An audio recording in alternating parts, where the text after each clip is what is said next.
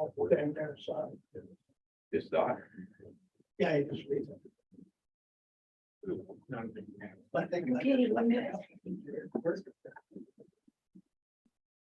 I hope you like what we decided. For budget? I'll take my other computer with me just to see if I can zoom in. The internet's absolutely crappy there.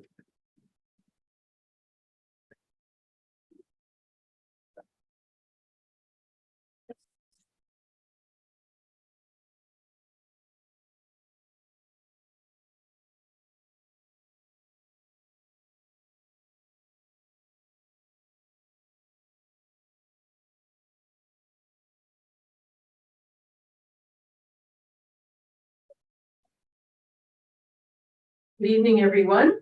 Welcome to the Peace River Town Council regular meeting on July 10th at 5 p.m. So we have the agenda in front of us. Is there?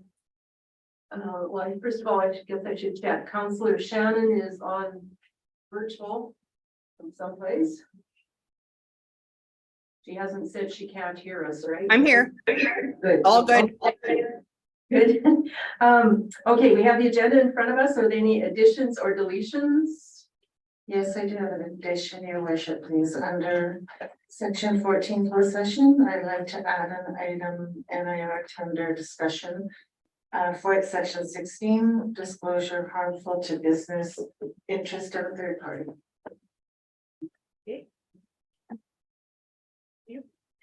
And I do notice that we don't have Councillor Carr here. Were we expecting him?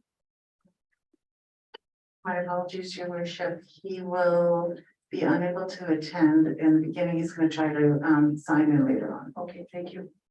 Okay, so we have one addition to the agenda as suggested. Anything, no deletions, I guess? Oops, here we go. Would someone please move the agenda as amended?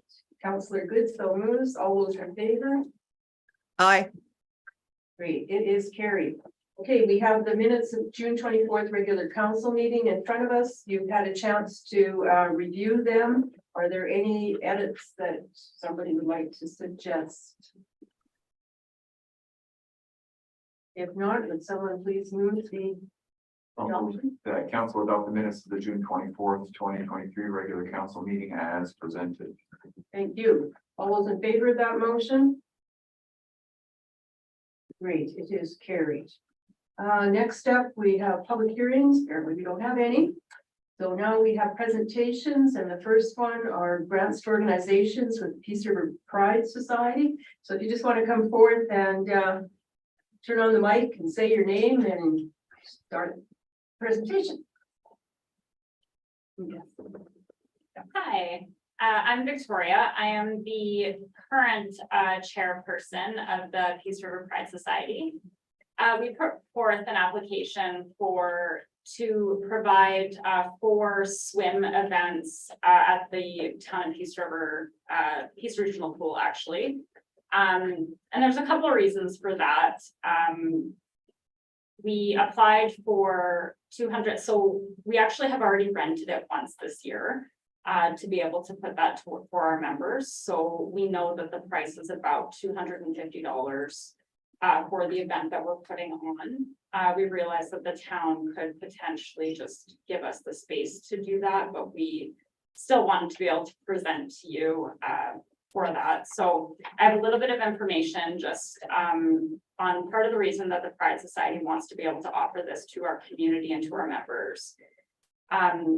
So many academics and social commentators observe that sports and specifically things like swimming coexist with an environment where rigid definitions of masculinity and femininity persist. Masculinity is often equated not only with a biological and physiological blueprint of strength and stamina, but also with certain characteristics such as being tough or stoic. And in other words, to be masculine is to be good at sport and also to be maybe heterosexual. So we have noted the stereotype, and we see it played out in things like changing facilities, playgrounds, and swimming pools, definitely swimming areas. So Stereotypes are further compounded by the way in which sports and swimming are attributed to a specific gendered identity. And so what is underneath the swimsuit is what counts. This result is that those daring to kind of cross that gender divide of particular sports are inevitably subject to speculation about their sexuality, and these societal beliefs about who may or may not succeed in those things or even simply enjoy those things have led to considerable invisibility within our local LGBTQ community. We have also noted that unfortunately, and I say this specifically locally because we had to actually open a local RCMP file due to people not feeling safe in our community. And so our LGBT community they are fearful for their safety or fear of physical abuse or violence, especially in areas where those spaces are sports driven. So our goal is to just simply provide a safe space for our LGBTQ community that allows them to experience something that they love without fear of being seen negatively by others, and just to simply be a space where we are that safe space. So we're requesting to be able to host 4 swim events over the next year. We have created an environment where we have reached out to our membership in order for them to register, and they can choose to bring a guest. And our screening process, when people register to be a member, allows us to ensure that safety. So we know that we're bringing a group of people together that are safe. And that was really important to us because we have seen the impact on people directly in our community. The other thing that I want to say is we received very, very good comments from the flag raising, and we just really want to acknowledge and thank you to the town for doing that again for us and for acknowledging our pride community. So I do have a copy of our annual report, which I know wasn't submitted to in our application, but it was our 2022 annual report, and I can say that we've increased our stats and increased the work that we're doing significantly since this report was filed, if you would choose. Yeah, if you could maybe just give it to Ms. Parsons there, please. So the report was completed by Ruth Salt, who was our previous chairperson, just so we're clear. Does anyone have any questions? So your anticipated numbers that would attend one of the pool parties, is it 50? I saw 50. Yes, so and the reason for that is simply because the Peace Traditional Pool advised us that that's their kind of lifeguard capacity and that kind of thing. So which worked out for us because we just reached 50 members actually. So that means that even if all 50 came with no guest, we would be there. So yeah. Okay, thank you.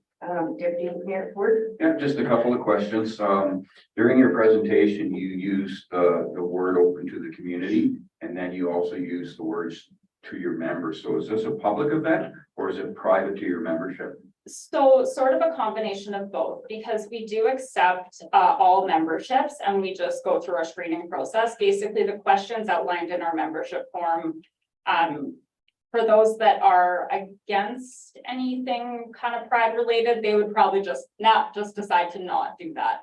And basically, once you register to be a member, then you can easily just transfer that into attending the pool party. So it's kind of, yes, we are extending it to membership, but our membership is open to the public.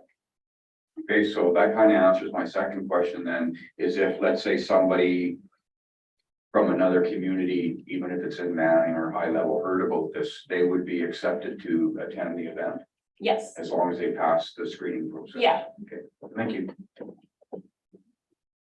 Any other questions? Councillor Shannon has one.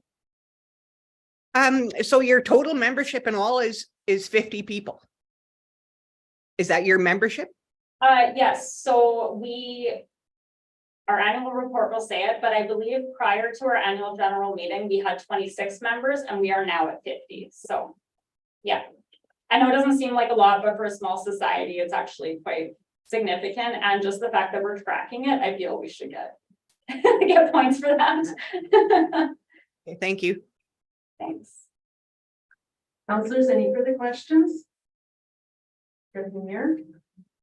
Yeah, my last question would be, even though you use the number at 50, so if you get other people from other communities attend, your limit at the pool is not 50, it could be higher, like 75, or does that No. affect the amount of lifeguards and all that you need to have? Yeah, our limit is 50. So if somebody registers, let's say one person registers and says, we're bringing 10 people in addition to themselves. So that means we have 11 registered. So once we hit 50, regardless of if that happens through our membership or through their guests, we have to cap it at 50. And that includes even our board members. Like we had to register ourselves because we had to make sure we're all tracked. So So the capacity is 50. it's 50. That's, yeah, hard line. So.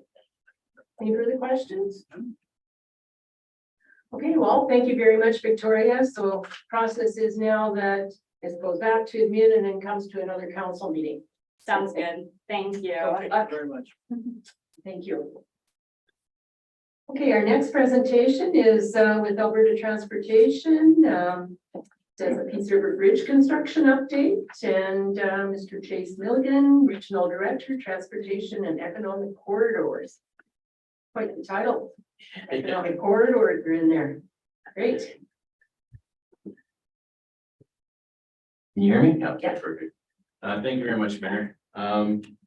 Yeah, I wanted to give a overall update on not only the bridge project, but just some of the transportation initiatives that we got going on, some of the projects we have going on in the area, and then open it up to any questions that council may have. So I'll start with the bridge. So the new bridge and the 20 project that was completed a couple of years ago, there are some warranty items and some maintenance items that we're going to be working on. There's a joint that we have to repair. So just if you do see some work in the area, we're aware of the warranty and getting it all fixed up. On the west side of the river, we're still working on the CN overpass bridge. There's been some delays there, which I think will be a common theme when it comes to this rehab of the arch bridge. With some of the joints and some of the girders there, we had to put in some new shear blocks and just the way that it was on the side of the hill there, there's some unanticipated forces that we encountered, and so that's delayed that portion. Now moving to the arch bridge itself, we're currently a year late on that project, and we still are not anticipating to be complete until next year now. We've encountered a number of issues with the construction there. Even like we had some issues with some of the as-built drawings from the 1960s design not lining up with what we did when our contractor went on site. There was some alignment issues. We had to adjust some of the bearings. Even the partial concrete repairs that we did in the piers. We had significant overruns in the quantities that we estimated. We couldn't get an accurate depiction of what was going to be required to go and build the scaffolding to properly inspect. To know what the quantity is prior to the contractor, they're just too high. So a lot of that is done from the shore. We do our best to estimate it. But until the contractor actually gets there and starts testing the concrete and start jackhammering and all that, we don't really know what it's going to be. And once you get there, we got to do it all right. So we had a lot of quantity overruns there. Another big one is the hangers that are coming off the arches. Again, this is kind of tied to some of the as-built drawings having some differences in what we inspected in the field. That's caused a lot of issues with how we're going to replace those.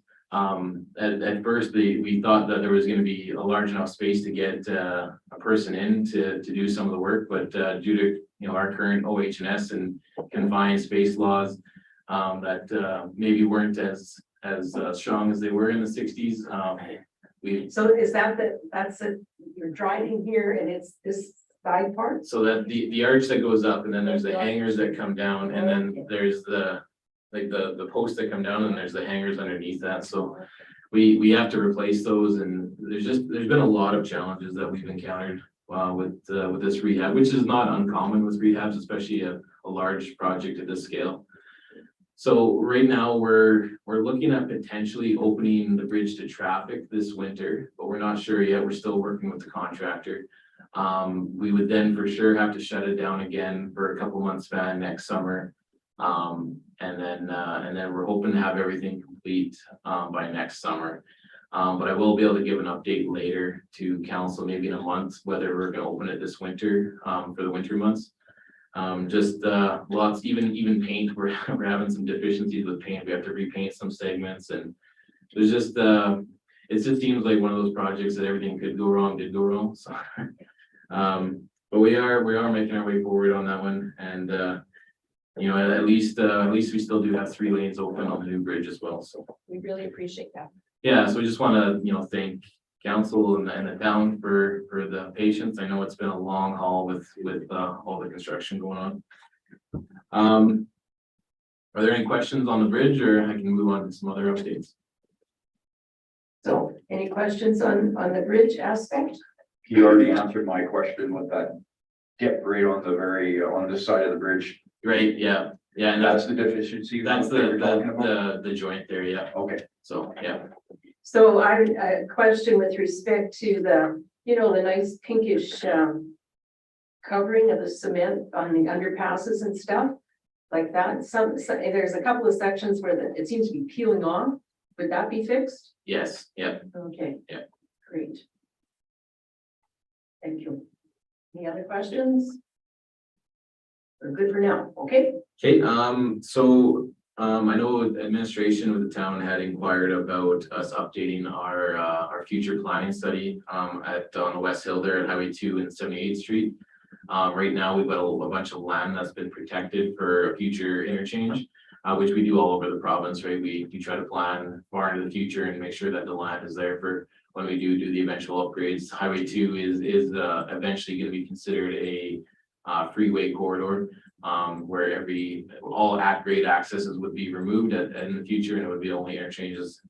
So there is a bunch of land there that's been protected, but we do have an outdated planning study.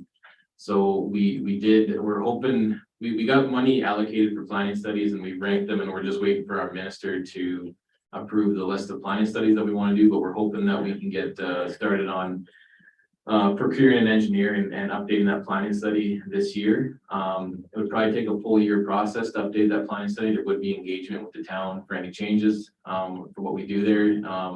And what we would be looking at is what is the proper short-term, mid-term, and long-term solutions there. And then that would also determine if there is any land that we can release, because I believe that is one of the concerns with the town, is if some of that land can be freed up. So we're probably still at least a year out from finalizing that, but we are hoping to get started on that right away. I believe the town was made aware that the town was successful with through our wastewater grant for the water treatment plant. Yes, very nice. And then what else do I have here? Okay, so I guess just an update on some of the projects we have going on in the area. So the Highway 2, the East Hill project that we did the paving last year, we're just finishing up some deficiency work, and then the new lights that are going in. We're hoping that'll be done here in about a couple weeks to a month. Outside of town towards Napa, we've been paving. I think they're all done now, all the paving out there. So that project is just getting wrapped up. Later this year, actually, I think they've already started on some of the crack sealing, going up from the West Hill towards the airport. We're going to be doing a chip seal on that to preserve that pavement. And then next year, or maybe the year after, it's in our 3-year capital plan. We're going to be paving from Roma to 3 Mile Corner, the turn off to Grimshaw. And then also within our 3-year plan, which we tentatively have scheduled for next year, we have paving of Highway 744. So that'll be through the town and then up portions of Judah Hill, and then all the way to the junction at Highway 683, just south of Mary Rain. And with that, my team has been coordinating with the administration to see if there's an opportunity to partner on some of the, we're gonna be doing some concrete work, replacing some curbs. And then I do also understand that the town is looking at, doing a sidewalk rehabilitation program as well. So we're gonna see if there's an opportunity there that we can work together and, save some costs if we can. And then, another project in our 3-year plan is paving of Highway 743 from the town limits out to the junction of Highway 986. So we're hoping to have every, basically road into the town within the next 3 years, new pavement on it, so. And I think that's all the updates I have for projects. I guess one other thing, the signals on the West Hill, I know we get a lot of complaints about that, and sure the town has noticed that, sometimes they go to flashing red from time to time. We've struggled a lot with some of the issues there. We're not exactly sure what there might be a wiring issue there, but we have hired a team to look at that, and I think they're gonna start doing some investigation work this year and hopefully try to get that fixed, because I know that's been annoying, that every time to time it seems to go down. So with that, I think that's all the updates I have. Are there any general transportation related questions I can answer? Just one thing I noticed, because I travel it quite often, is that first set of lights that you're talking about where you're having some issues. So you can actually sit at the lights traveling north, as if you're gonna go from Canadian Tire across the highway into like towards Walmart. And you could be sitting at the red light and you could miss 2 or 3 phases before that light will turn green. Yeah, we're having, and that's part of some of the issues we're having is sometimes that go down entirely. Sometimes the sensors aren't working that are picking up to register that there's a vehicle there that'll then trigger into that cycle. And there's a lot of weird issues that we're having, and we've tried just updating the programming, that hasn't really solved it. So we suspect there's something in the wiring that's not working. Sounds good. Not sure if you specifically spoke about this, but the intersection, the first lights coming in from the west, Right. the first lights, if you're coming in up from the hospital or whatever, and you're going to turn left to go to Grimshaw or right to, well, left to go to Grimshaw, turning right doesn't bother you, or across, you can wait there an interminably long time, and I mean from no cars visible all the way down to the shopping center. Or no cars visible all the way up to the hill cresting by the airport. And there's no cars there at all in the whole thing. And you wait, and then a group of cars goes through from one or the other, they finally make it, and then they leave and you're clear again. And the lights still won't go green to allow you to turn left. So I think there's a dedicated timer before it can switch over.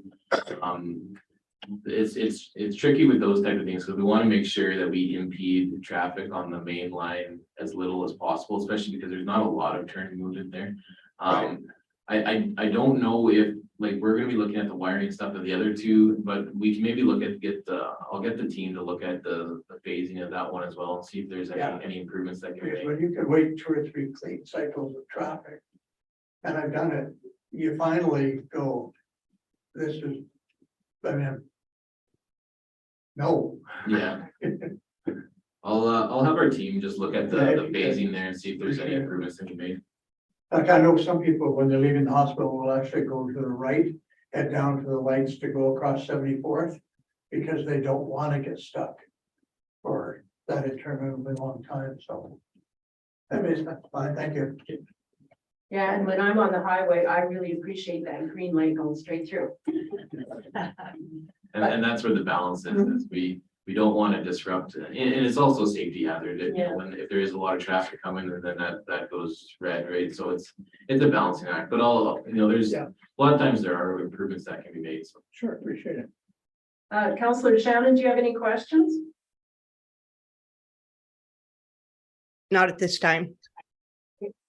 Any other councillors? Yep, Councillor Carr. You have a card with you? I think I do, yeah.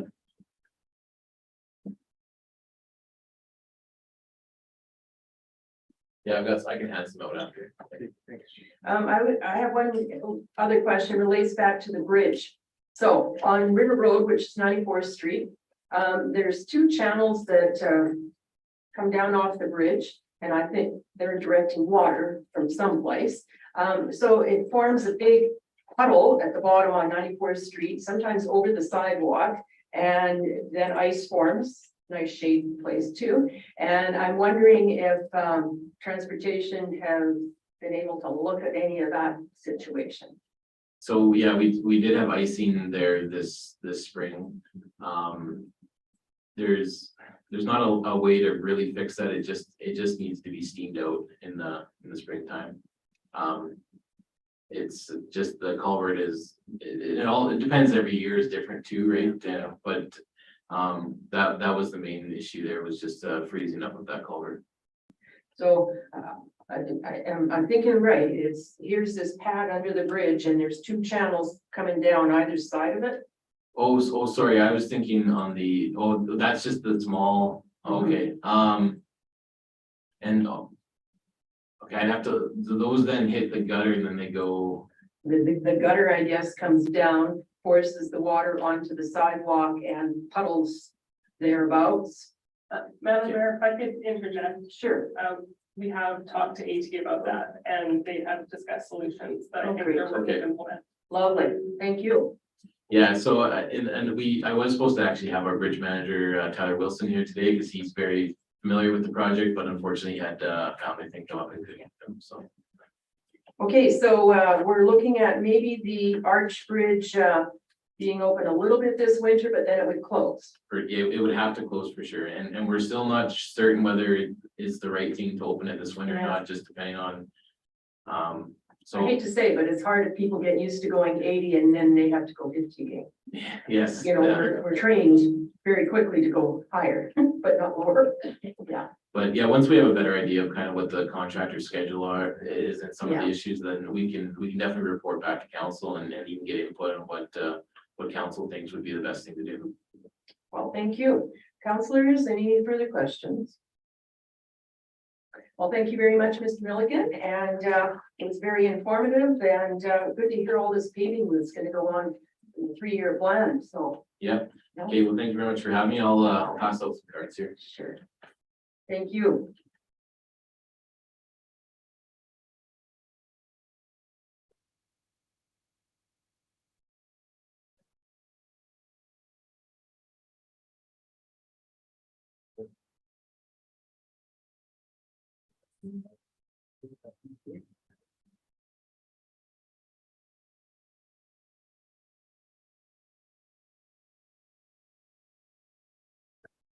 Thank you again.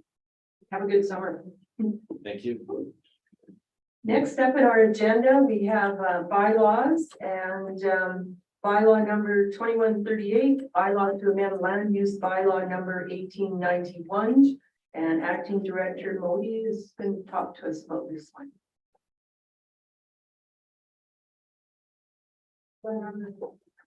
Good evening, everyone. So I'm here to present bylaw 2138 for first reading. We received an application from a developer to amend the bylaw for the purpose of developing a duplex on a lot in the south end of town. That parcel is currently zoned R1A, which is our standard residential low density district, and a duplex is not a permitted or discretionary use in this case. So we've got a bylaw before you that amends to R2, which is the first land use district in terms of density that would allow for that duplex development. And in an R2 district, the duplex does become a permitted use. So we've provided the bylaw for you for first reading, which would allow us to schedule the public hearing and to undertake all of the advertising and notification requirements of the bylaw and allows the development to be considered. I don't see any disadvantages to providing first reading. Your other option would be to decline to provide first reading, but that would not allow the applicant the opportunity to be heard. It would also not allow public hearing to be scheduled or allow us to proceed with the advertising. So it's administration's recommendation to provide first reading for this bylaw. So this is a lot, is it in the south end If you're going up to Judah, but you don't, and then on That's right. You continue on towards Reservoir 365. Yeah. Yeah, you're in the right area. Okay, good to know. Counselors, questions, Deputy Mayor? So on the site plan or the actual map where you have that lot highlighted in turquoise or blue or whatever. So south of that, those are currently duplexes that are in there. Or fourplex, duplex or fourplex. South of them, Yeah. Yes. perhaps, if you say so. I believe you. I don't actually know. This is 100, 110,000. Yes. Okay, yeah, then they're fourplexes. Okay. Yeah. Any further questions? Okay, thank you. And would someone be prepared to put forth a motion? Put forward a motion, your worship, to go to, or to move first reading on bylaw 1891. Okay, so Council. Yes, provide first reading to bylaw 2138, redistricting lot 12, block 2, plan 1616 MC from R1A to R2. Thank you. Okay, any further discussion on that? All those in favor of that motion? It is carried. Can I just ask one question? Okay, Just a question. Why would it be, as Deputy Ford mentioned, there are 3 fourplexes that are about 3 doors over. Why has the zoning changed since those were built, or why would it be different, 3 or 4 lots over in the same block? As far as I can tell, I don't know why it would be. From what I can tell, the lots on that block are all zoned R1A. So it's possible that in the last, since that land was developed, something about the district has changed. Either the uses that were allowed within it or the district that was applied to the land. I'd have to go back and look on those individual properties. It just is a good question. Yeah. okay, thank you. Thank you, Ms. Modi. So we passed first reading. Okay, so onwards to unfinished business, and we have none. Onwards to new business. Ms. Modi's staying there for a reason. Capital project update, asphalt overlay and concrete repair.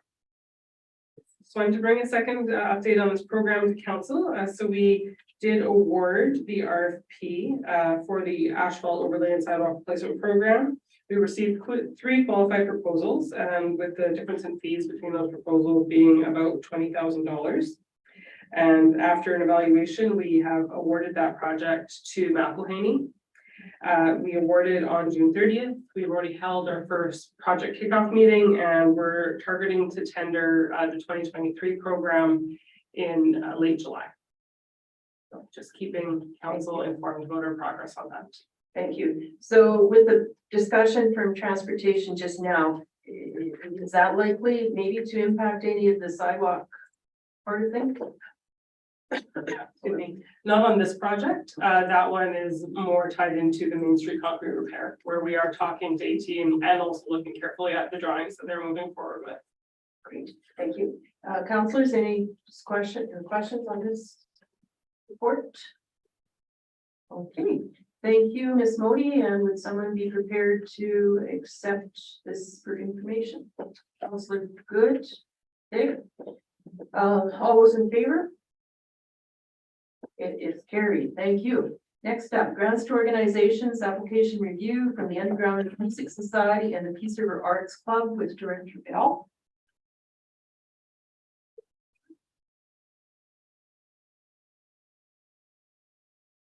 Thank you, Your Worship. The report before council this evening is in regards to 2 additional applications that have been received for the council grants to organizations under the first intake. As a reminder to council, 1 application was addressed at a previous meeting for the Boating Society or Peace River Boating Association. This particular report covers the Peace River Art Club and the Underground Music Society. The scoring completed by administration is provided to council again as a reference and to assess whether the application fits within the policy requirements. The Pride Society will be addressed at the next regular meeting of council.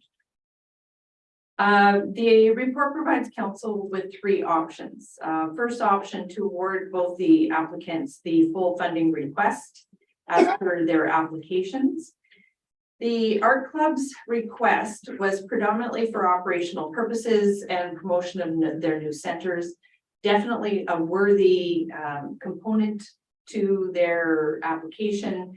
However, it's slightly not quite within the policy per se. We're not funding necessarily operational aspects of organizations. The policy is definitely more focused on events. The second option is for council to award 1,100 to the art club based on their submission of the application for the event that they were proposing.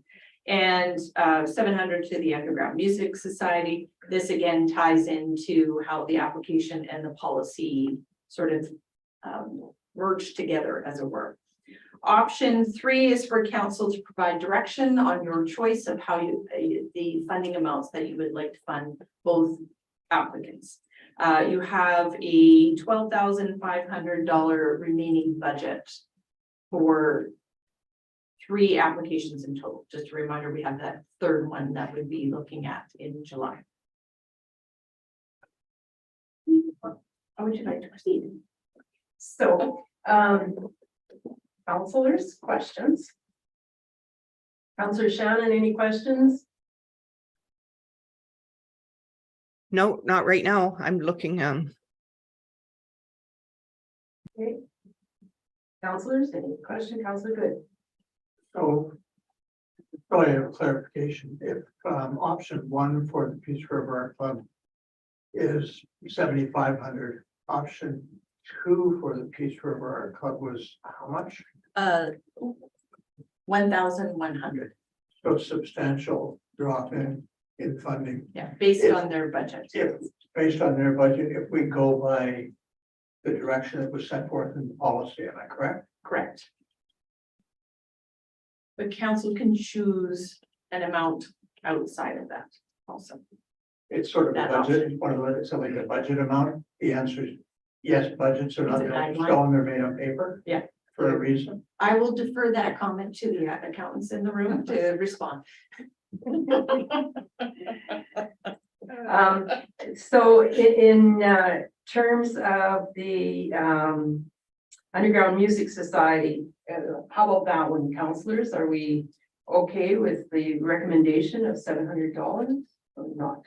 I just have one question, and I'm looking at their budget, and I'm not gonna tell the Which group how to run their group. But you look at the liquor sales compared to the expense. Their expense is $600, but their sales is $700. Like, can they up their margin a little bit and they could possibly become self-sufficient? Just a comment. Possibly, but I can't really. Yeah, no, I answer. can't either. It's rhetorical question. Councilor Good, you had a question or no? No. Councilor Carr, no? I On the other had hand, exactly the same comment, question, concern as Deputy Mayor Ford did. It seemed to me, I think that the idea behind this is we are giving money to groups to make them successful. If there's no other way, if it's not likely to happen on their own, and I agree, I can understand not raising their fee to get in for ticket costs, because I think they're kind of at the cusp there, but I mean, there are other ways that they can help themselves before they came to us for money. Councilor Scamhorn, any comments on the music? On the music, I guess to that one, it would be kind of like, my feeling on that would be like, here's your ask. And this might be something you want to address in the future. From what it sounded like to me is they were just kind of looking to sort of get the thing sort of kick-started again to get themselves rolling. And it seemed like they had plans on being sustainable, you know, kind of from this point forward. They're sort of, it just a bit in recovery mode. So it appeared to me that their ask was kind of like a one-time thing is the right way of phrasing it, you know what I mean? But I wouldn't expect them to be back again next year with the same ask, and if they were, that we would definitely follow up with that concern. Okay, Councillor Carr and then Deputy Mayor. They had actually indicated that they were going to come back again in their presentation, yes. Maybe my wife is right about my listening skills. Deputy Mayor. So if this would be a question of administration, then if this was approved, like I don't know where the vote's gonna go, but if this is approved, can it be approved with a recommendation, like Councillor Scammon had said, say, hey, can you look at this and check your margin? Absolutely, yeah. We can provide suggestions back to any applicant on any of their requests. Also as a reminder, the policy does, I don't want to say penalize in a sense, but the intent is that groups don't come to this particular grant over and over and over again. The intent is that it's 1-2 times, not perpetually. Council can overrule that. You can make choices around that when you're awarding applicants, but it is definitely intended, and there is a scoring in the evaluation that you're less points if you come back repeatedly. And that's kind of the reason why I made the comments that I did. I'm sure Dawn could, or Councillor could contest to it, or I should say agree with it. Attest to it, yeah, thank you. Because we were both board members on a certain group, and I can tell you, those sales is what made you or broke you. So perhaps someone would suggest a motion pertaining to the Underground Music Society's application.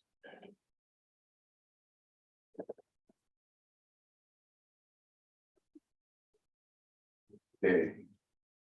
So we're gonna do this in 2 motions instead of think so. 1, is sort of the mayor's preference. Yeah.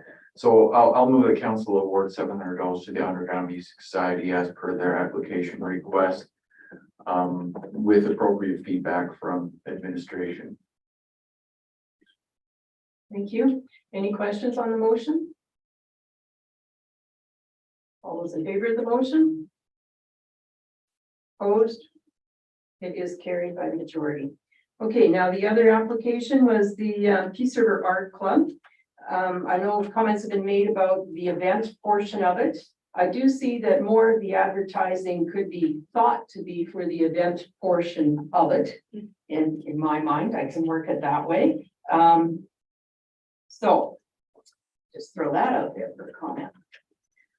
It's also a new club, and it's definitely added some vitality to our downtown, which is in our strategic plan. Even by the looks of downtown, it's added to that aspect of it as well. But other comments, somebody, we could, if not the full 7,500, we could do something different too.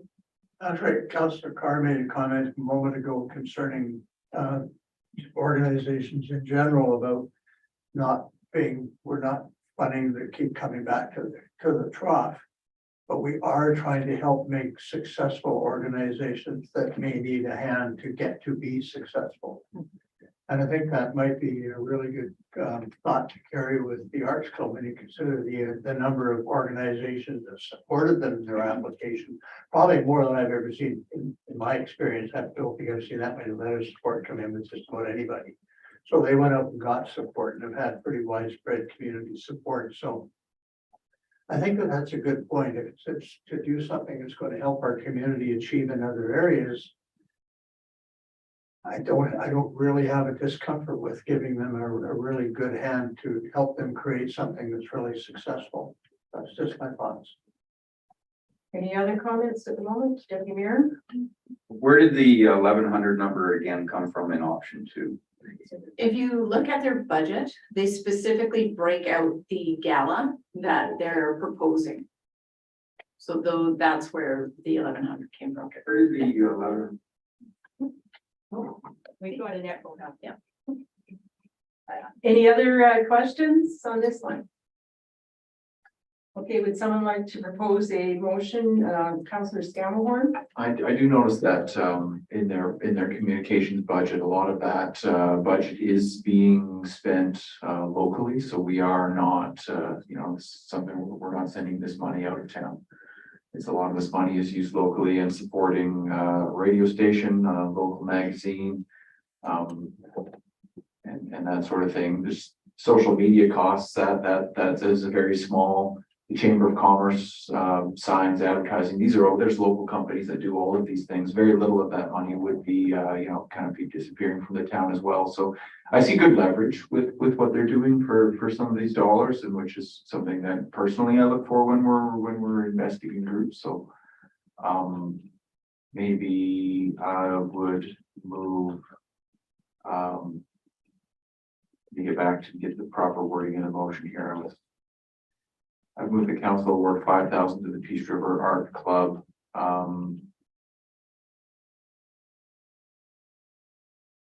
Period. Seems like a good spot for one.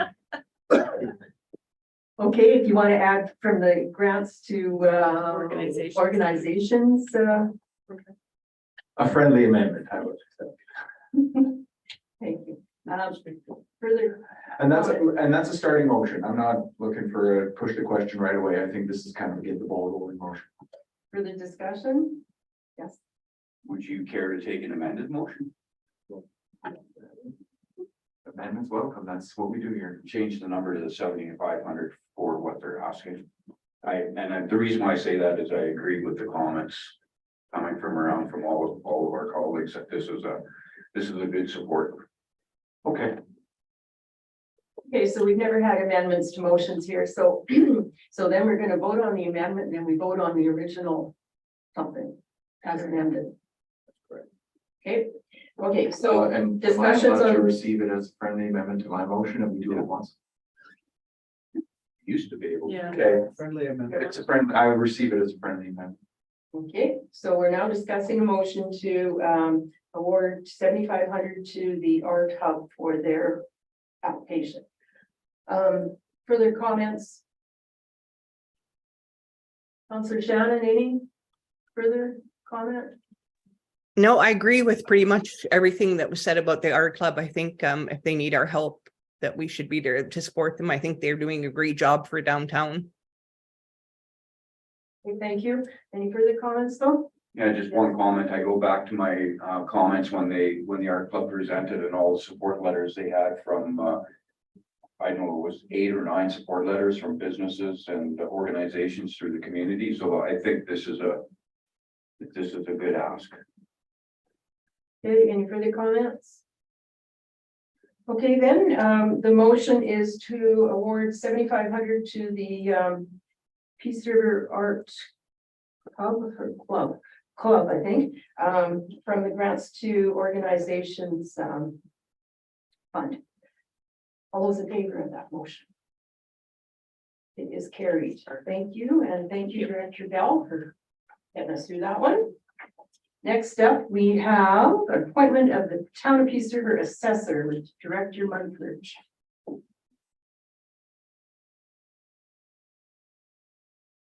Thank you, Madam Mayor. Fairly short request for decision here. MGA requires that we appoint an assessor. KCL Consulting Inc. has been our assessor since July of 2015. We initially entered into a 5-year agreement with them, with the option to extend from the 5 years, which we executed on.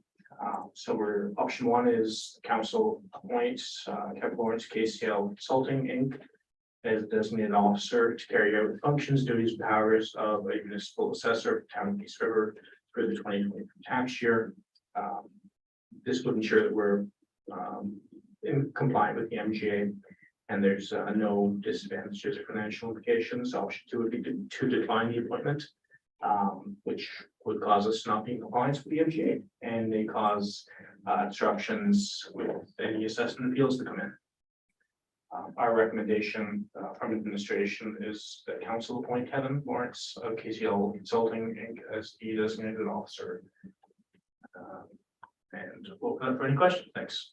So do we are in the midst of a 5-year contract or not? So the initial contract was for 5 years. Yeah, There was, I don't have a record of actually a document where we signed off. I think it was a verbal at the time that we were going to extend it. But that's, yeah, it's also something that we've looked at. Just in that, at some point, we will want to go for proposal again. To test the market. so this finishes us off for 2023, and then we have to do something either which way for 2024 and beyond. Okay, thanks for clarifying.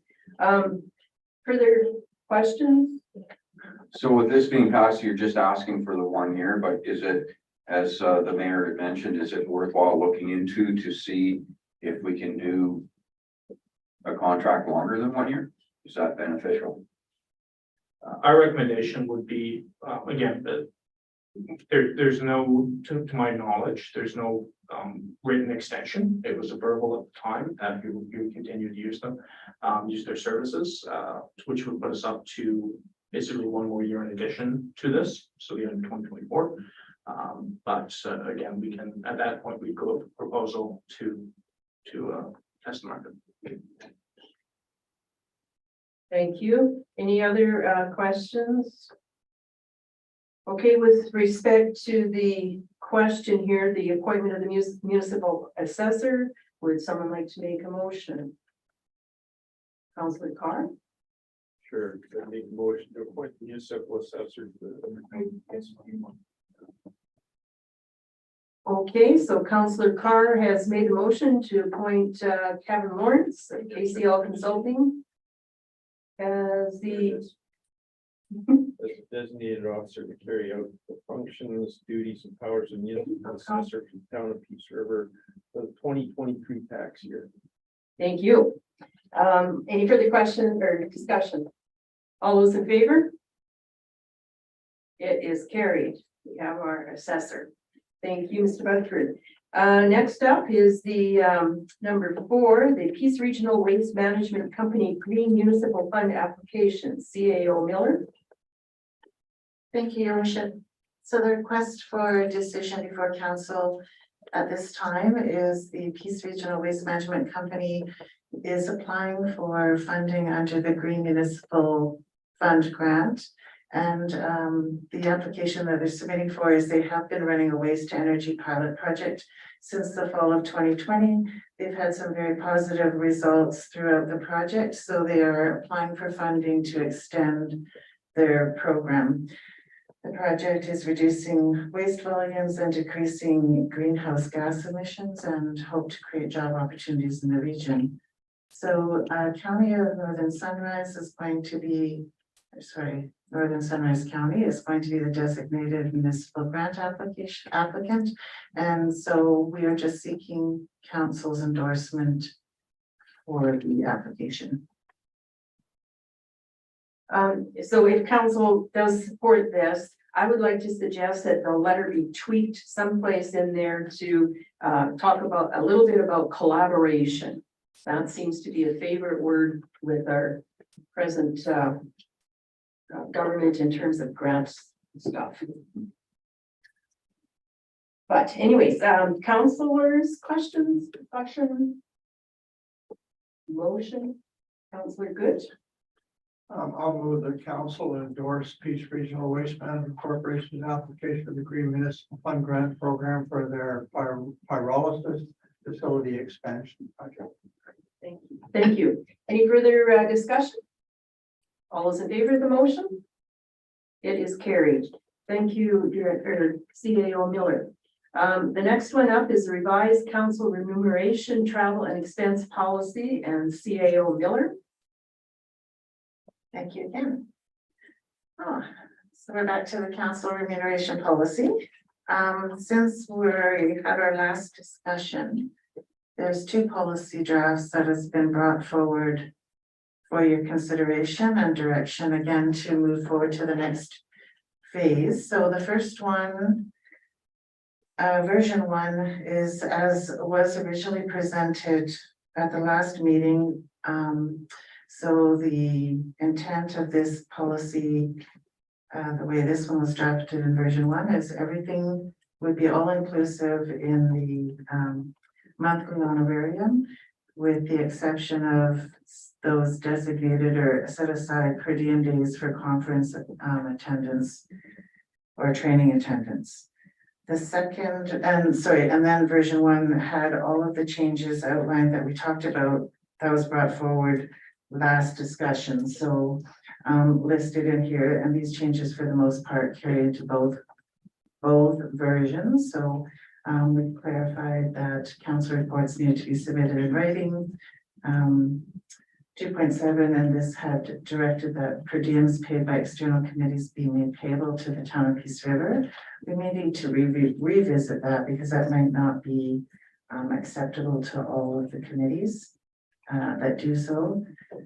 2.9, we are clarifying that council is not required to participate in the town's benefits, rather that the town will provide the opportunity to access the benefits.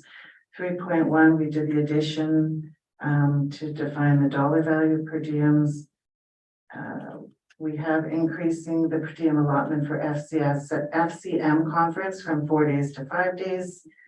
3.1, we did the additional per diem is enabled through resolution of council, should that be required in the year. 4.4, we did addition allowing council member to be provided with a town cell phone in place of an allowance, should they require or request. 4.5, we changed will to may for provisions on a tablet or electronic device. And 5.9, we did some clarifying around alcohol expense, when it would be eligible for reimbursement. Under version 2 of the policy that's before you, the base, we changed the base amount. It just includes council meetings and the GNP meeting, but would exclude payment of all committee meetings. And so the committee meetings would be, again, back to submission of a timesheet for per diem by an hourly rate.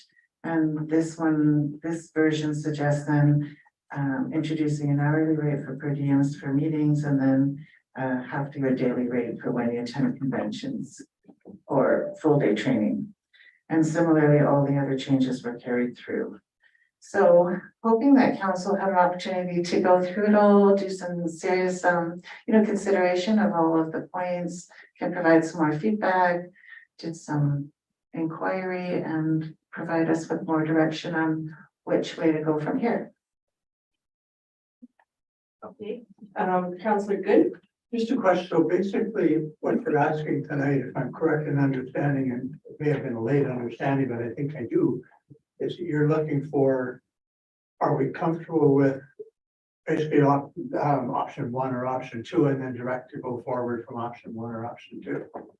Yes, correct. Oh, okay, thanks. That makes life a whole lot easier. And of course, any other submission, whatever want, any more additional recommendations or additions or changes. Thank you. Thank you. Deputy Mayor. Thank you, Your Worship. So I think this is the 4th time we spoke about this and not that Many more. long ago. So as I mentioned before at the last meeting, I'm not comfortable with either of these. I would like to see the base rate with current policy stay the same.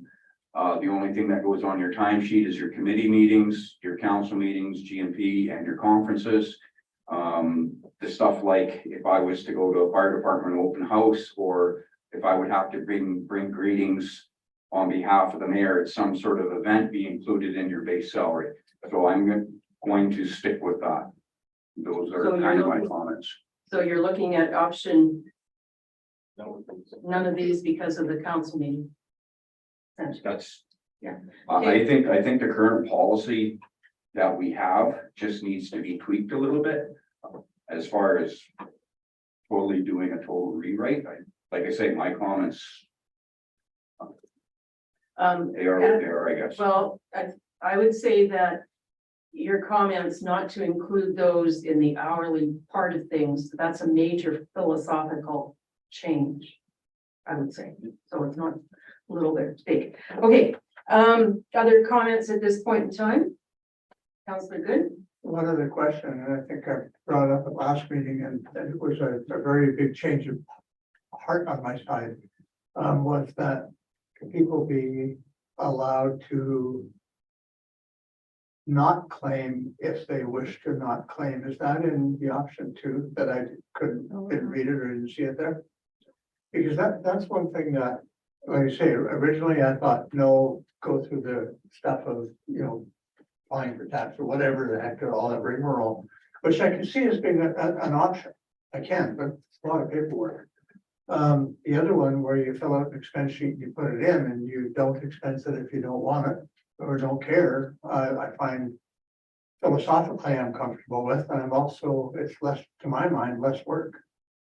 So I'd like to see some clarification on that. It's just, I've changed my mind on that, so I'd like to see something in there, and I may not be the only person, whatever, that's just my comments. Okay, maybe I can narrow this down a little bit. Councillors, are you more in favor of version 1 or version 2? If you could just kind of say that, and then we kind of go from there a bit. So Councillor Ford, you're in favor of neither. Neither. Two. 2, Councillor Carr. I have issues with both, to be honest. Okay, There are parts in both that I like, but there are parts in both that I don't like, so I Okay. would say no. Okay, Councillor Shannon. I would say the same as Councillor Carr. There's things that I like and there's things that I don't. But if I had to choose one as it is now, I would choose 2. Okay, But- thank you. Yeah, I have a Okay. feeling we're going to have a discussion here more so. Councillor Scamhorn, So 1 or 2, do you have a more of a favorite than not, or it's gonna be parts of both? I have a feeling here. yeah, version 2, just to clarify. Version 2 is most like what we have now, correct? With the addition of full day per diems for things like conferences and Yeah, a few other things. I yeah, so think. that, and those limitations, those are all good, that makes sense to me, all that stuff makes sense. And then, but the external committees will Are per hour. are per hour per diem. It states there that I think it is for external committees that specifically in the pay of, that don't pay. Wording is correct, it's for committees that don't pay. So Okay, Right, version 2 includes in the base honorarium, it would include council meetings and GMP. okay, Mhm. which. Yeah. Yeah, well, and interestingly enough, we had a discussion at North Peace Housing this went around because a lot of people with North Peace Housing attend virtually, and this is something that I forwarded on to the CAO, and one thing that we instituted is a different rate for people attending virtually because you're not as effective when you're attending virtually and that kind of thing. And so if we're going to be including, this is my concern, because I mentioned this last day as well, when we were discussing this, is because our attendance rate at council meetings is there's disparity there as well. And so if those are going to be included and you're not attending council meetings as regular as others, what's the difference between not attending committee meetings as regular as others? And it seems that, well, for crying out loud, maybe everything should just be on the hourly timesheet, because if I'm only going to attend half the council meetings, or if I'm going to be missing one council meeting every month, I'm getting paid for 12 meetings I'm not going to. And so, so I guess if we're going to make the committee meetings on the hour, I say make the council meetings on the hour. Okay, so I don't think my question really went. Other than that, I'd go version 1. Okay, so we're all over the place here with version 1 or version 2. So somehow or rather, we have to narrow some discussion points. So. Actually, why don't you go around now and just see if there's one or two preference, given all things. Oh, Mike, I'm sorry. I think what we're looking for is if we were going to pick one of these, and correct me if I'm wrong. If we were going to pick one of these starting place to go to our next step, would we choose number 1 or number 2? Brad, pardon me, Councillor Carr pointed out the things in number 1 and number 2. Like, I mean, other people have said exactly the same thing. But if we're going to make changes, you're better to have a base to make changes from than not have a base to make changes from. So I think the question should be around the table, might be a good starting point is kind of, if you were going to choose one to make changes from, which one would it be? And then at least you get rid of the confusion of the two. Okay, I'll take your advice. So, Councillor Good, if you were to choose one that you were going to make changes from. I wouldn't, I would choose 2. Okay, Councillor Good is 2. Deputy Mayor Ford. Well, if I was to choose, I would choose our current policy, not either of these 2. But if we're going for one of these 2. If I had to, it would be 2. 2. Okay, Councillor Carr. I would say 2, if I had to choose. Councillor Shannon. I think you already. I would say 2, because Okay. I had actually envisioned much the same as Councillor or Deputy Mayor Ford said. I thought it was going to be, the per diems would be there for saving time purposes or whatever. We're each going to get some of those for our conferences, but I thought I'm just going to call it the fluff stuff. I just thought that was going to be shifted over under the base and leave the base where it was at. And everything Okay, else. So you're kind of, Yeah. Option 2, Yeah. we'll start there and adjust. Councillor Scanlon. Well, I'll be the lone man. I would say Okay. version 1. Reason being is that version 2 puts a different emphasis on certain things, and it actually disincentivizes attendance at council meetings. I don't agree with that philosophy, so I say version 1, which would be you get your pay and you get your ass to your meetings because you're a professional. Okay, so I'm with version 2. So if we go with version 2, and then we have some adjustments again here, and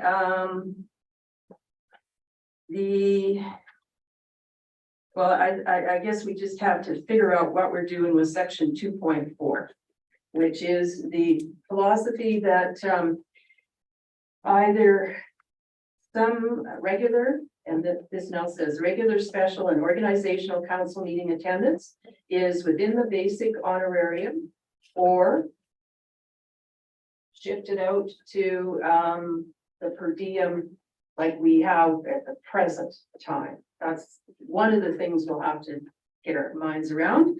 The other thing that I guess we need to get our minds around is attendance at community events, ceremonies, ribbon cuttings, banquets, fundraising, golf tournaments, etc., as listed there.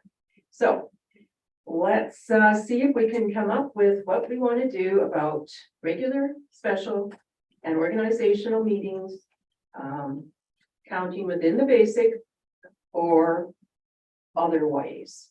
Councillor Good. Having read through this, I think one of the comments made about the previous option 1 was that the kind of council meetings and stuff were considered one thing, and then the external stuff that you did, like going to a committee meeting or what, was separate, right? In that. When you have the option of,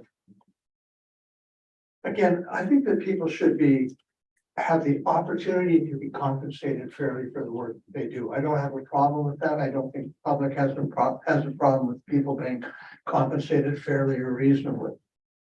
Given that option, it will be, you have the option of being compensated fairly. If you add to that the option to write down and include that I went, but I'm not billing for it, I think you kind of have a best of both worlds scenario where you can do your committee, get paid for it, because for some people, it makes a real difference and it assists people who want to be on council, but the compensation matters, and not as a point of greed or a point of whatever, but as a point of making it possible for them to do so. It may be that they can do that rather than working another job to support their family or whatever, and they're willing to put the work in.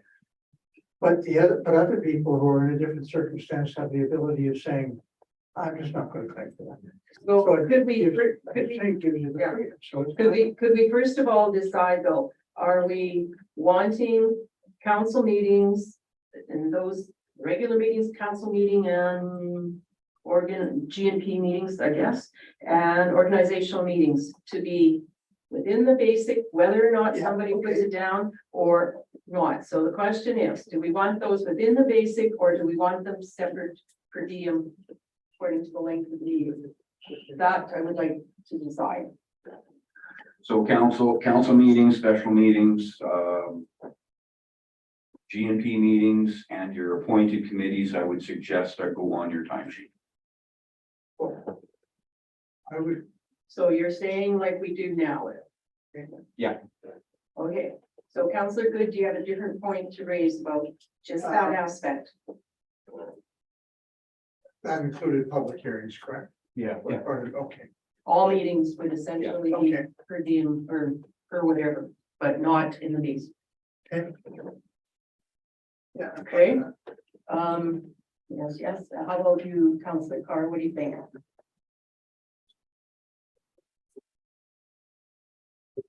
Yes, I think that, I think, Deputy Mayor Ford is exactly right.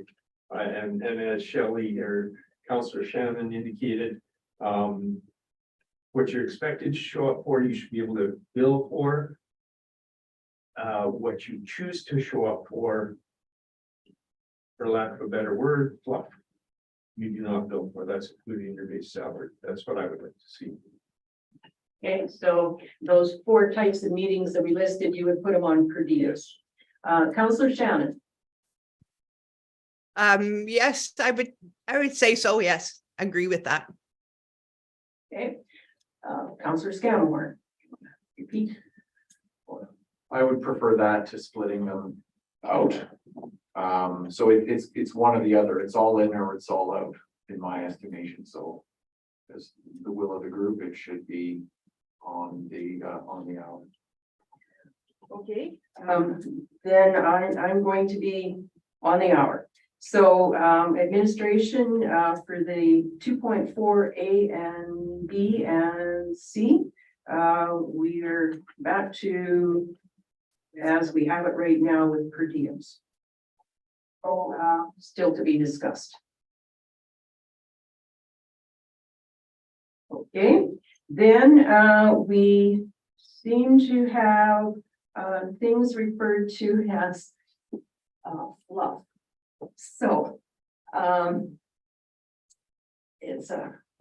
So items E, F, G, H. E, F, G, and H. So far, what are signing documents? Is that, we would include that too? Yeah. I, so I signing documents. J. J, K, town staff social. And then your regular driving around town, doing stuff.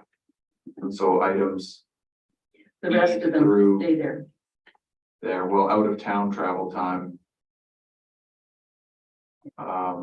So your NA, like your, let's say your Northern Alberta elected officials meeting is in high level. That goes on your other. That's something else entirely, and what about your time, is that on that?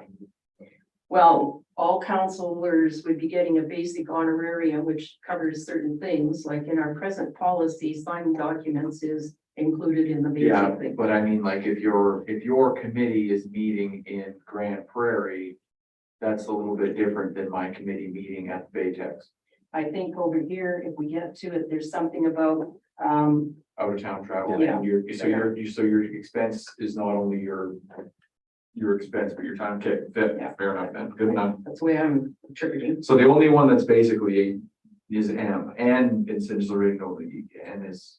Yeah.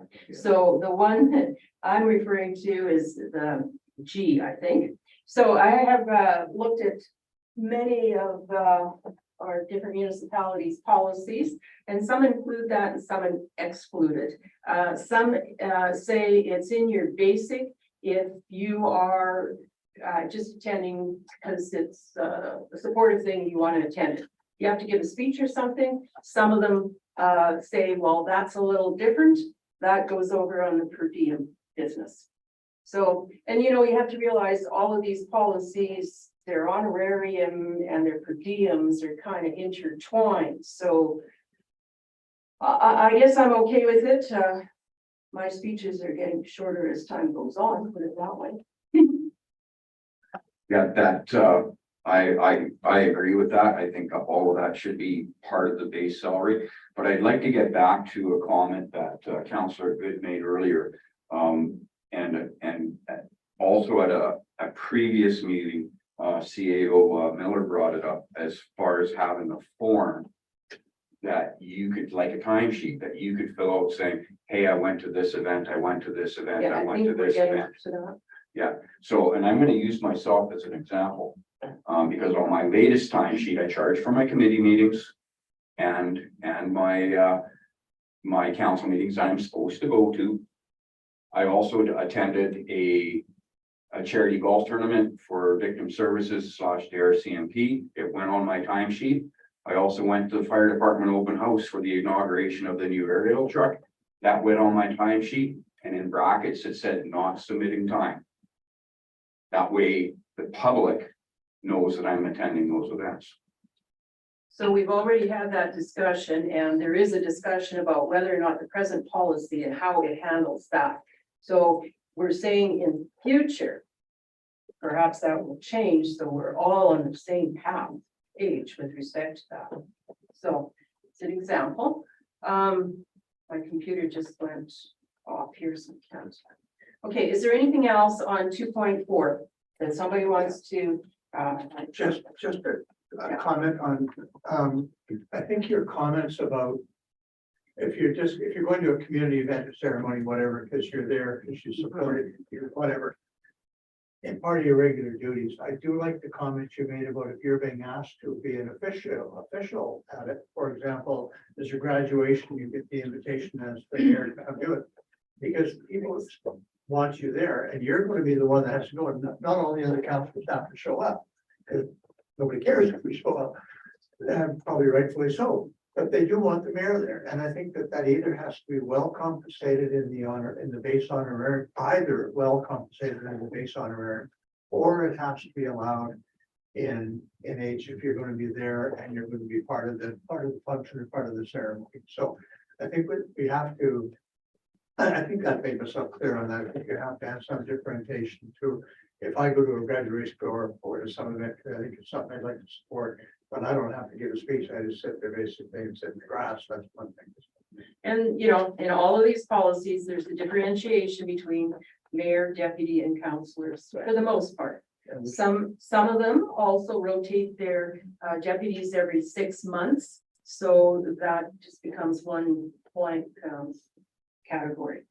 Okay, so we're kind of okay on 2.4 right now, right? Anybody else want to clarify something on that one? Okay, 2.5. Here is written reports. So Deputy Mayor Ford, this has part to do with what you were referring to perhaps, but not really. So if you read this one, what does it say? On or before the first of the month following, members of council shall submit a written report to administration outlining their representative attendance and activities for the month to be placed on the GMP agenda for information and subsequently posted online monthly along with the per diem and expense claims. So if you don't do that, I guess you don't get paid. Counselor Good. I think that it should be, there should be a report. As someone who hates paperwork, fine with it. But I don't think it should be on the actual pay sheet. I think it should be, pay sheet is this. Next page, what did you attend, et cetera. So if you're running up, for example, Councillor Ford talking, or Deputy Mayor Ford talking about, I attended these meetings, you would put that in there. They're not showing up on your expense sheet. Obviously, you didn't charge for them. So if they're in a separate area or a separate report, this is what I did for the month, then I'm totally fine with it. But I think it should be separate from the actual pay allocation. My interpretation of 2.5 was that this was a separate report from whatever you were claiming pay for. Yeah. But I could be wrong on that one. Deputy Mayor. Yeah, the same idea I brought up before on our current timesheet. There's where you submit your time for your meetings. Right. At the bottom of that timesheet, there is an expense form. That expense form, I believe, is already duplicated because Ms. Parsons sent out a separate expense form, which you can see that are posted online when you do travel and everything. So on that timesheet, can we just alter that bottom of that spreadsheet But- just for your, Maybe for your before meetings? you that get you in, maybe before you get into the details, we need to decide, do we like this concept? Love it. Like the concept of reporting for whatever you're going to. No, I don't think yes. Yes. And can somebody maybe clarify a little bit? So if I go to a meeting and there's minutes that result from that, are those minutes considered my report, or I would highlight a couple of things that happened in the meeting? Would that be my report? Like, Are you talking I'm Are you talking committee meetings and meetings, or are you talking the special event stuff where I'm there is no talking- minutes? I'm talking anything you're doing the expenses for, I guess, other than, why would I report on the council? I'll give you an example. Yeah, an example would be the municipal planning commission. We attended. But there are minutes there that Yeah. determine, do I have to put it in both places? Or are the minutes for the municipal planning commission that states that I'm a member adequate? I think that's the question you're asking, am I correct? And your attendance is recorded. Sorry. Yeah. Your And attendance is attendance recorded. is recorded on those minutes, so I'm not sure, I don't think there's anything stopping you from putting it there. I'm just not so sure it's necessary But because. maybe you should, as part of your monthly activity report, then say, I attended the MPC meeting. Yeah, I mean, that's Just fine. go I just want to know what people are thinking of it too, but I don't think you should have to give a whole detail of what went on because the minutes refer to everything that went on. Councillor Carr, did you have any comments on this one? I like the idea of doing a report. I do think, in my opinion, I like the idea of paraphrasing it, like Councillor Good said, the minutes are there, but I mean, who wants Say to something. read, who wants to read through all the minutes? I mean, 5 or 6 sentences of what you came away with would be sufficient, I think. Thank you. Councillor Shannon? I agree. I think if there was minutes, if you just gave a short summary of your month would be fine. Yeah. Yeah, thank you. Councillor Scammerhorn? Yes, but quarterly. Everything else around here. And you don't get paid until quarterly too. That's fine. Your terms are acceptable. I don't get to make those decisions on that one. Okay. Okay, so we're kind of all on the same page with 2.5, I think, at this point. 2.6, I needed to go quarterly. you do. I don't. That's me talking twice. 2.6, all per diems for meetings or events not included in the monthly honorarium as outlined in Article 2.4 shall be expensed as identified in the policy. So this is the one that's caused us issues. So what I'm hearing from Councillor Good is put whatever you want expensed on your expense claim. If you're not claiming an expense because you attended something, don't put it there at all. It's over on your report and you paraphrase whatever it is happened with it. Is that Yeah. what I'm hearing? That's what I'm coming. I'm only speaking to what I'm comfortable with, so I would prefer that. Counselor, Carr? Okay. Oh, sorry. Well, I thought the other day we discussed an option included in this policy for people to donate back or whatever it is, an abortion if they were feeling, I don't know if the word is guilty about accepting remuneration, and doing it that way. That way remuneration can be devised in a formulaic way in accordance to what other like-sized municipalities and that kind of thing with industry standard, you know, and then if people wish to individually recontribute that, it works for the budget and it works for whoever's conscience or whoever's purpose is, whatever their purpose was for being on council or that kind of thing, and we can deal with it that way. The concern is that if someone is motivated to join council because they are financially secure and they have spare time, it's like, I don't need the pay. Well, then they don't have to argue for lower council remuneration across the board. They can just personally deal with it that way, as opposed to making a position on council out of reach for somebody that would be more financially dependent on the income. Essentially gatekeeping the position unintentionally, but still that would be the end result. So what I'm understanding from that is claim pay for whatever it is you are able and should claim, able or possibly to claim pay. And then you either say, pay me or check mark donate. Is that what you're kind of saying?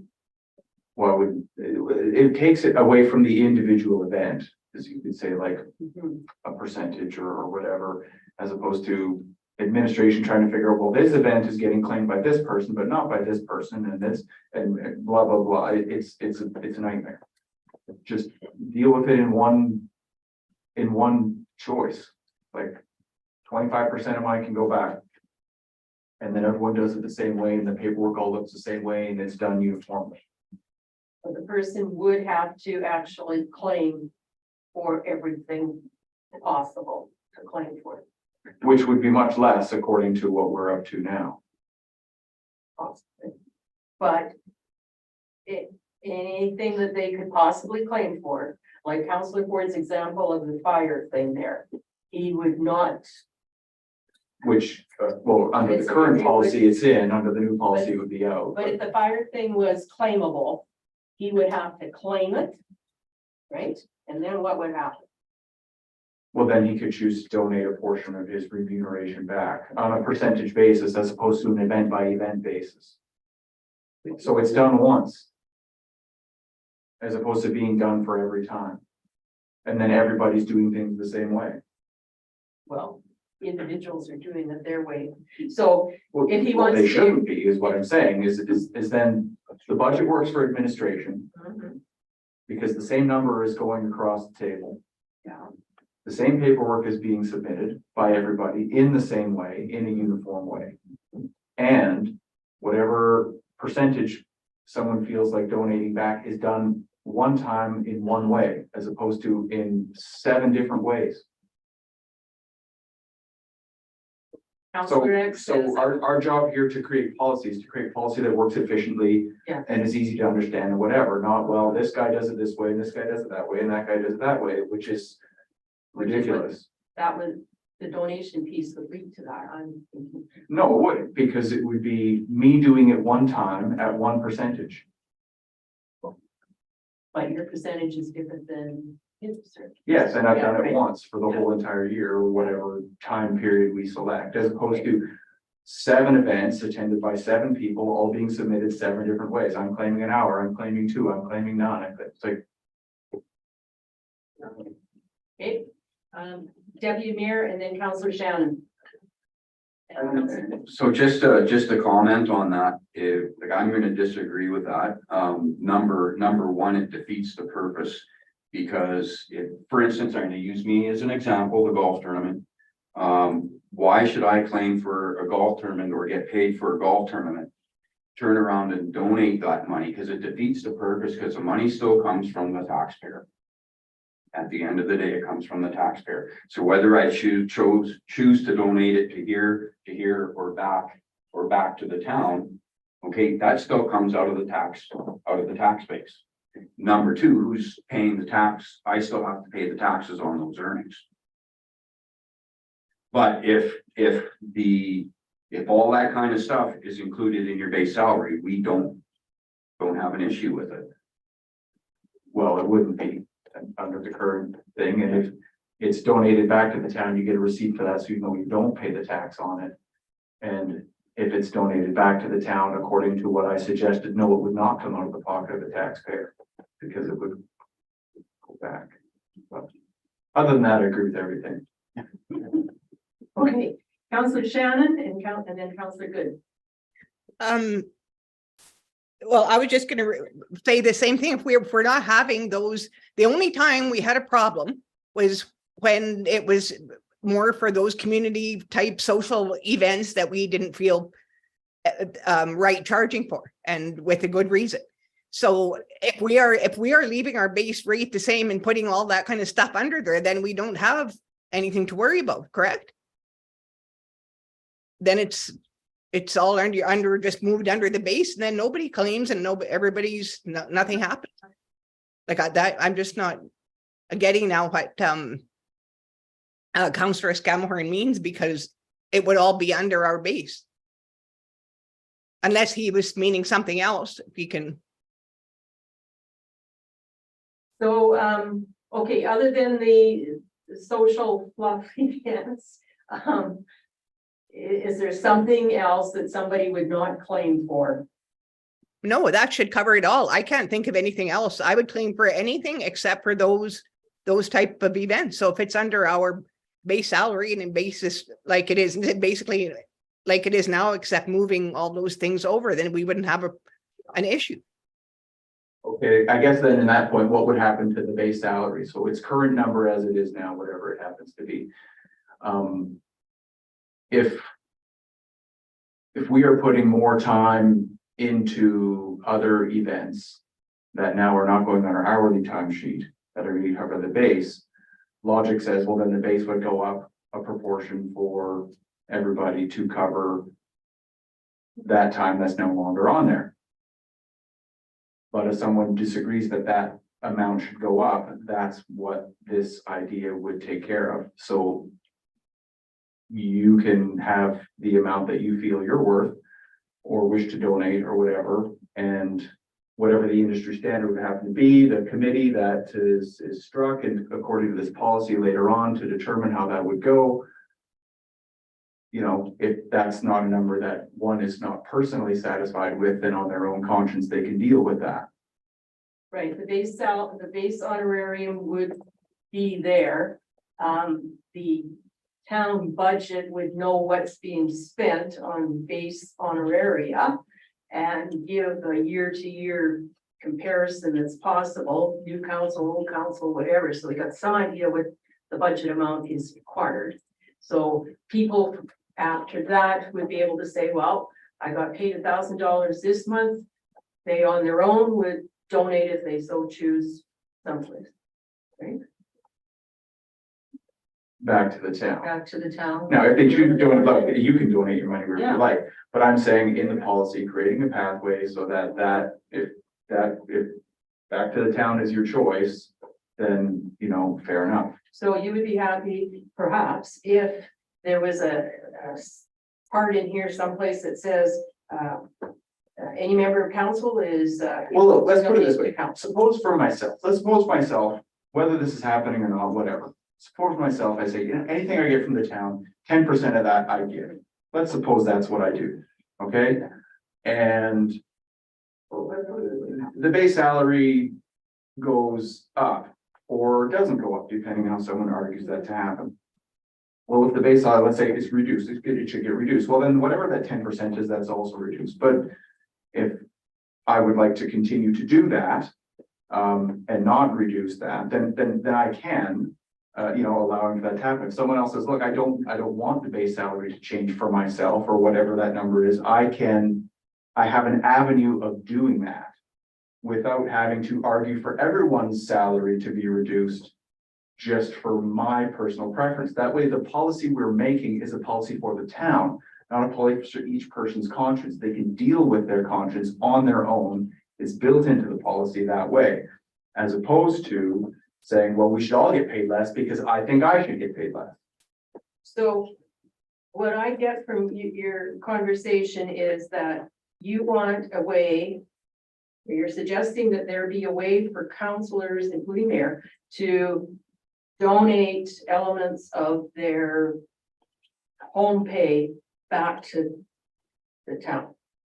And if they say once a year, I want to donate 10% of whatever's going on in some form. That's what you're suggesting. Yeah, okay. Essentially. Okay, thank you. Okay, Councillor Shannon, in rebuttal a little bit, and then Councillor Carr, or good, pardon me. Okay, well, then we should just leave it the same as it is then, if we're gonna be leaving all those social events and all that, that people can either charge or like, I'm not getting, it wouldn't be any more different if we're gonna keep that. He's not I'm not saying that. interested in doing a 10%. I'm interested in either putting it all under, so then we're all the same. He's saying that these community events, etc., I think are all still in the basic honoraria. But he wants a possibility somehow that's noted, that's saying Councillor X is donating. He wants to sign a form saying, I am Councillor X and I am donating X% of my monthly stipend back to council or town. I guess you That's could, what but he wants a possibility. yeah, there wouldn't be any possibility there, though, would there, if all of our events for that. I think what he's saying though, whatever he gets paid, say it's $1,000 a month. He has signed a form sometime in the past saying that for this council term, I want 20% of my $1,000 a month or $1,500 this month. It's all going back to the town. Just let me do that once and it's forever in the term. Whatever the timeline is. So I think he's got it, but Councillor Good is next and then Councillor Carr. Well, I'm not sure if this happens a whole lot, but I kind of disagree with the idea of having to allocate a certain amount at a certain point in the term to say this is what's going to happen, because it doesn't take into account contingencies. But one of the other areas that I feel is strongly in disagreement is that I don't think if the rates are set for whatever meetings that you can charge if you wish, and you choose what to charge them or not, there's no gatekeeping on who can apply for council or become a councillor, because they have every access to charge for those meetings with no issues. It doesn't make a difference in bookkeeping. It doesn't make a difference in anything. There's no gatekeeping because the person who comes along who needs the remuneration simply charges for the meetings that they go to. It's easy. The people who, I understand wanting to have a base number for administration, say an average council would cost this much. I'm not sure that's a principle that needs defending. Because they can come along and say that, here's what it costs an average council over the last 5 years. We've looked at 10 other municipalities, this is what it is. So I don't think it's a gatekeeping where we're having the people have the ability to say yes or no to charging acts as a gatekeeper at all, because you can charge for it, no issues.